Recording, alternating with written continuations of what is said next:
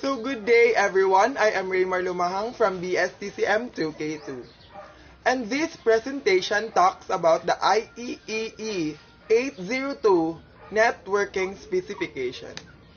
First of all, what is IEEE 802? So IEEE 802 is a collection of networking standards that cover the physical and data link layer specifications for technologies such as Ethernet and wireless. These specifications apply to local area network and the metropolitan area networks. Essentially, the IEEE 802 standards helps make sure internet services and technologies follow a set of recommended practices so network devices can all work together smoothly. Other information. IEEE 802 is divided into 22 parts. The physical and data link aspects of networking. The family of standard is developed and maintained by the IEEE 802 LAN-MAN Standards Committee, also called the LMSC. IEEE stands for Institute of Electrical and Electronics Engineers. The set of standards started in 1979 with the Local Network for Computer Interconnection standard, which was approved a year later. The LMSC has made more than 70 standards for IEEE 802. Some commonly used standards include those for Ethernet, bridging, and virtual bridge LANs, wireless LAN, wireless PAN, MAN, and radio access network, as well as media-independent handover services. The better-known specifications include the 802.3, which is the Ethernet, the 802.11, which is the common, the Wi-Fi, and the 802.15 is the Bluetooth.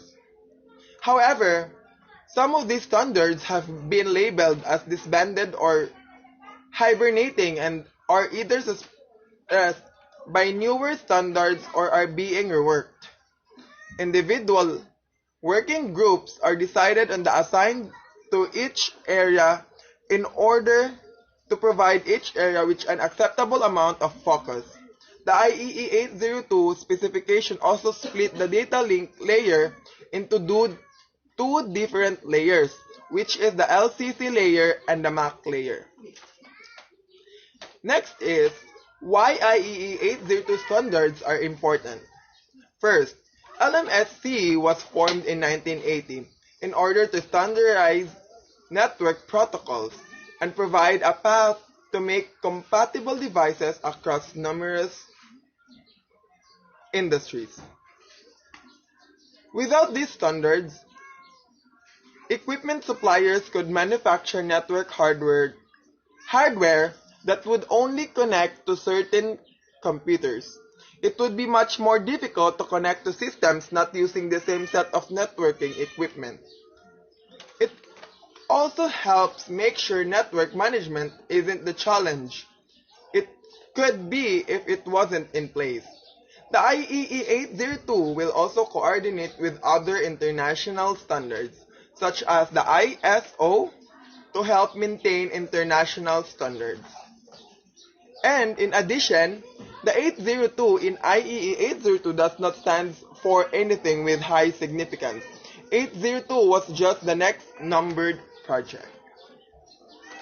So next, examples of IEEE 802 and its uses.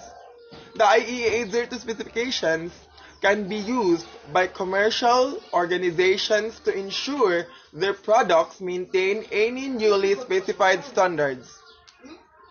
The IEEE 802 specifications apply to hardware and software products. So, to ensure the manufacturers don't have any input on the standards, there is a voting protocol in place. This makes sure that one organization does not influence the standards too much.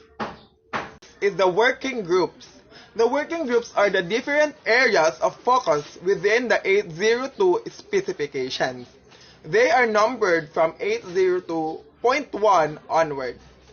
The first one is the 802.1, which is the Internet working.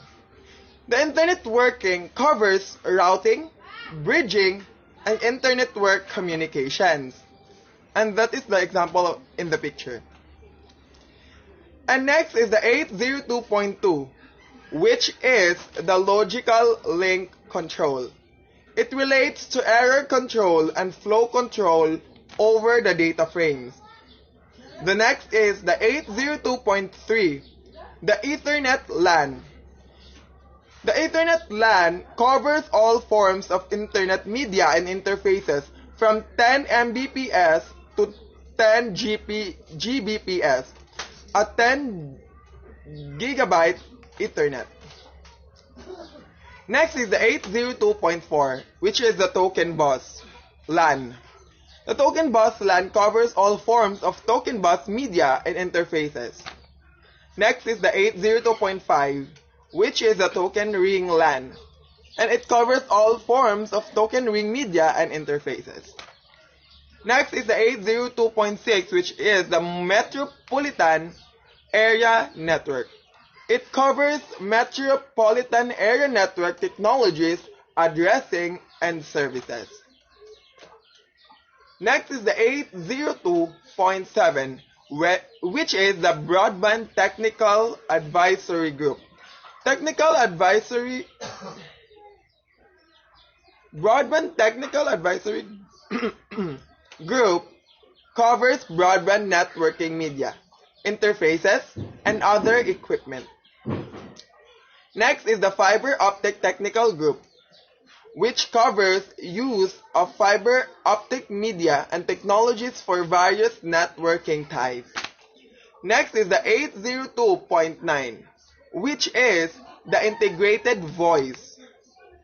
This is very common because it covers integration of voice and data traffic over a single network medium.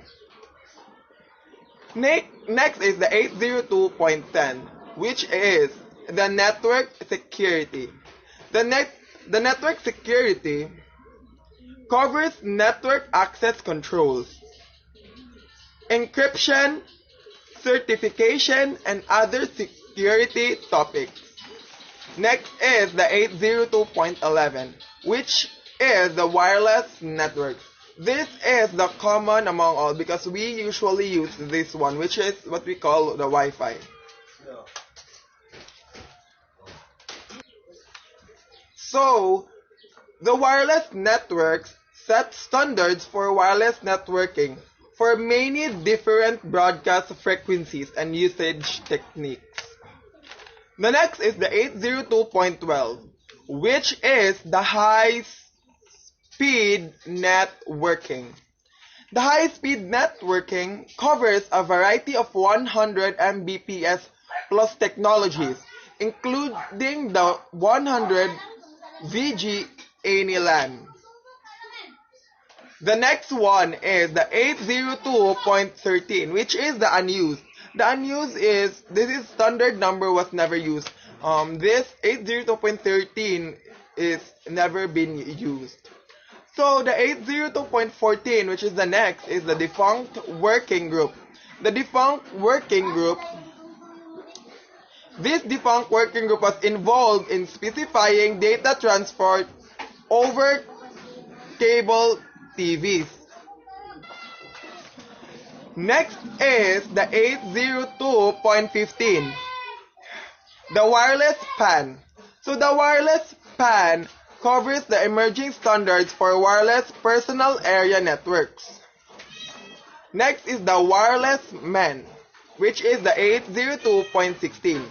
802.16 covers wireless metropolitan area networks. So next is the 802.17, the resilient packet ring. The resilient packet ring covers emerging standards for very high-speed ring-based LANs and MANs. The 802.18, which is the next. The Wireless Advisory Group. The Wireless Advisory Group. This technical advisory group monitors radio-based wireless standards. Next is the 802.19, which is the second to the last, the Coexistence Advisory Group. It addresses issues of coexistence with existing and developing standards. Next and the last is the 802.20, which is the Mobile Broadband Wireless. The Mobile Broadband Wireless, the goal is to enable always on multi-vendor mobile broadband wireless access. So that would be all. Hope you learned something. Thank you.